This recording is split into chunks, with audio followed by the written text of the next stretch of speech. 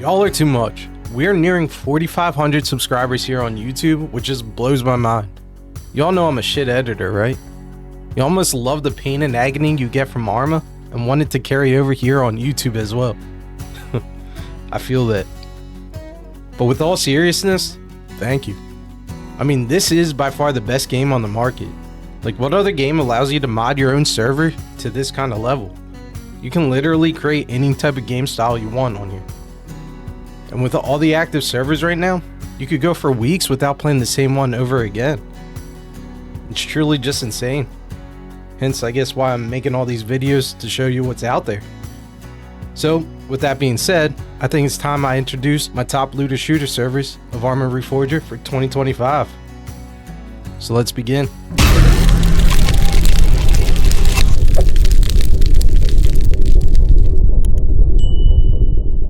Alright, first up, if you know me, it's the one I play a zillion times. It's one of my favorites, Rogue Extract, Arma's open world version of Escape from Tarkov. In this server, you'll start off in the safe zone with nothing but the clothes on your back and a handgun. You'll infill on beaches of chosen named locations, loot dressers and drawers for civilian clothing, drugs and sellables, or lockers for military weapons and gear. You'll fight off other rogue agents along with bots and bullet sponge bosses across the map. Exfil at designated areas back to the safe zone, where you can store your findings in your very own personal bunker or sell them at the bodegas. The admins do host special events for better loot and added excitement. They do have a few special or secret locations across the map to loot at, onshore and offshore. A black market for rare items, and a drug dealer to sell your drug run products to. It's kind of like a quest to gain more money. It's pretty difficult. The admins are active around the clock and are always willing to help out if you have any questions, so don't be afraid to ask them. They're usually hanging out in the safe zone in the middle of the streets. Another thing to add, this server does use a ranking system, so the more kills you get and the longer you stay out before extracting, the more XP you'll receive. And in return to ranking up, you'll be able to spawn at more locations and gain additional storage lockers inside your bunker. They definitely know how to keep you motivated, that's for sure. Server refreshes happen every 2 hours, and server wipes happen every so often. You'll have to follow them on Discord for their warnings. This year was tough to gauge, since they had the 1.4 update and added a new map. Either way, it's still a lot of fun. Very rewarding and worth a download. Which, speaking of, for you console players out there, with storage concerns, you're looking at 14 gigabytes, which really isn't too bad. You should be able to hold another conflict server with minimal to no download times in between switches. Anyway, on to looter shooter number 2, Day Zero. What? Yeah, I said what I said. Now, Day Zero does have some zombies in it, and key emphasis on some. There's not enough to worry about messing up your gameplay or eating up at your ammo, but it's definitely enough to creep you out during the nights. Somebody in the base here. Is he sleeping? No, that's a zombie.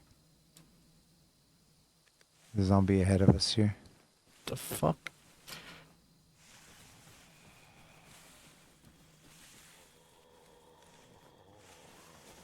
It's coming right to us. Yep. Alright, so there are zombies.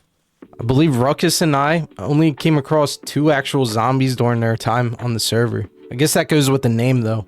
It's the day of or the first day of the zombie outbreak. I don't know. Either way, it adds an additional flair to the server and I like it. So in this one, you'll start off with more than just your clothes on your back. You'll also have a vest and a grenadier to go with your attire. What you gain on armor and storage, you'll lack with weapons. In this one, there are no handguns off the rip. You'll start off with just a knife and a few essentials at a random location on the map. You'll loot buildings and compounds for food, water, gear, weapons, blueprints, and other such necessities for building. Yep, you also heard that one correct. Day Zero also offers base building in their servers. I mean, there are strict rules to it. You can build a base to store your findings in, respawn at, and of course, protect from raids. Now, looting in itself is pretty sparse with this one. Not every building will have lootable items in it, meaning you can't even open a drawer or a locker in some of them. Weapons like shotguns and hunting rifles can be laying inside houses at random spots, being easily missed by the naked eye if you're not thorough enough. Assault rifles, vests, and military gear, however, will be found in lockers inside barracks and military buildings. You can own vehicles and store them in garages. Yes, that does include choppers as well. And the cool thing with that, the admins will actually auction off some vehicles. Hey, this is how we're gonna do it. Hey, for this auction, this is how we're gonna do it. I'm gonna call out a number and you just say yes. Alright, that works. Alright, Do it. 10K. Yes, I'm that guy. 20. Yes, Yes, I'm that guy. 30. Yes, I'm that guy. Yes. 40. Yes, I'm that guy. 50. Yes, I'm that guy. You're not that guy, bro. You're not that guy. pal. Alright. That's my whole name. 60. Can I get 60? Yes, I'm that guy. 70. That guy, yes. 80. Yes, that guy. 90. Yes, that guy. 100. Yes, that guy. 110, my bad. Yes, that guy. Yes. 120. Yes, I'm that guy. 130. Yes, I'm that guy. This, bro. Chunk's open. So we can 140. take a key. This Yes. shit's so funny as hell. 150. Yes. Yes. Upgrade, what do you mean upgrade? You got it. I'm out. 160. Yes. Yes. 170. Yes. Alright, 250. Yes. Yes. Jesus Christ. It's going You on, bro. motherfuckers, you rich bastards. God damn it. Yes. Alright, we're gonna go up to 750. Yes. Yes. Oh, I'm out. 1 mil. Yes. 1.5. Yes. Yes. 2. Yes. 3. Yes.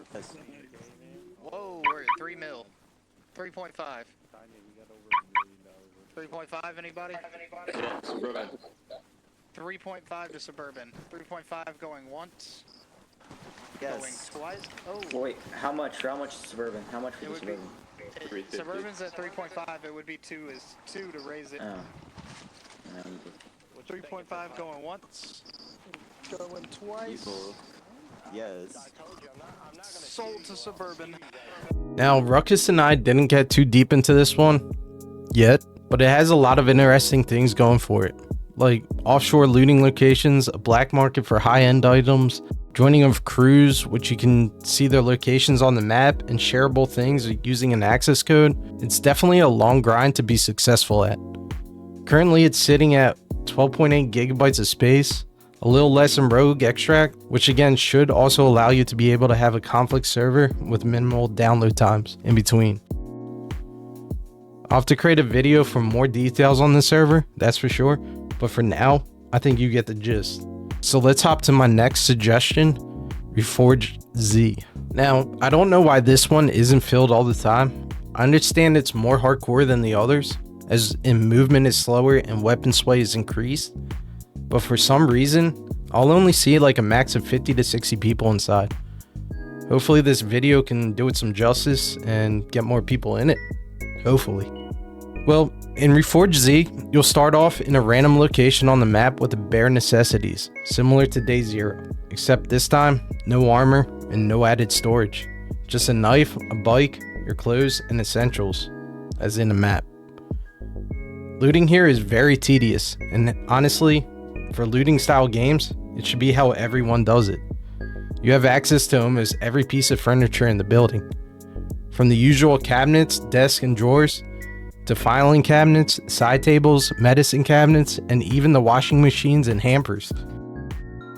It takes time to open each one too, and not to mention it creates noise while doing so. So definitely keep an ear out for zombies and other players, as it will give away your location. Reforge Z does allow base building and raiding as well. There is also a safe zone, which will notify you in a lovely way when entering. There's a black market and some added locations across the map to explore. Currency in this one is pretty interesting. It's not about the dollar. It's a little simpler, I guess. You'll look to trade bars, like copper bars, gold bars, silver, you know, you get the deal. Then when you're in the safe zone and black market, you could spend it on new items and gear. It's pretty unique. Now this one is becoming Ruckus's favorite, Mr. Realism himself. So if that doesn't tell you the dynamic of the server, I don't know how else to explain it. Other than that, this one refreshes a couple times a day for fresh loot, and I believe quarterly for wipes. And for you console players out there, you're looking at 16.7 gigabytes of storage space. So yeah, it's getting up there now. Anywho, we're now down to our last looter shooter that I want to mention. And that's exactly what this one is. In Wastelands, you'll literally loot weapons on the floor and shoot the random players in your location. It's kind of like a high-octane looter shooter, almost multiplayer-ish. The server wipes daily around 5 p.m. Eastern time, if I'm not mistaken. You'll choose a team before spawning, either blue, red, or independent. Independent is kill anyone you see type of deal, including the other purple independents. But whatever team you choose, you'll get to choose a spawn location at either a random beach, a random town, a town with your teammates in it, or a base if your team happens to build one. The whole base building thing in this server is way different than the log cabins in Day Zero and Reforged. These bases are more like the conflict servers, where the more supplies you have, the more you can build up, like armories, helipads, and such. Now, looting in this one is like everybody's favorite battle royale, Fortnite, where everything is color-coded and nah, I'm just kidding with you. It's more similar to PUBG, where guns and clothes are spread out throughout the map, inside buildings and whatnot. You don't really have to go into cabinets or drawers for this one. But there are sellable items that you can take to shops around the map to get better gear. Just a heads up, tons of campers around these spots. They do have special events marked on the map as well, meaning you can fight bots to receive even better gear. But other than that, this server is just pure chaos and a quick way to get into action. If you don't have a lot of time and want to just get on real quick, this is the server for you, especially if you want to warm up. For you console players out there, it's 7.9 gigabytes of space, so you'll have plenty of room to keep other servers along with this one. There you have it, gang. 4 looter servers of Arma. If there's one you think I missed or one that I should add, definitely mention it in the comments. But as a recap, Rogue Extract is your extraction shooter with a bunker in the safe zone. Day Zero is sparse looting with little to no zombies and base building. Reforged Z is the most hardcore version, and Wastelands is your fast-paced, high-octane server that acts more like a multiplayer. All of which are fun and kind of depends on what you want to do.